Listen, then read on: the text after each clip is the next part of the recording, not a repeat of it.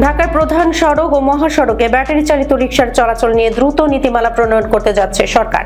এই নীতিমালায় এসব রিকশা কোথায় ও কতটুকু চলতে পারবে, যানবাহনের মান ও কারিগরি সক্ষমতা এবং চালকদের প্রশিক্ষণ সহ বিভিন্ন বিষয় নির্ধারণ করা হবে।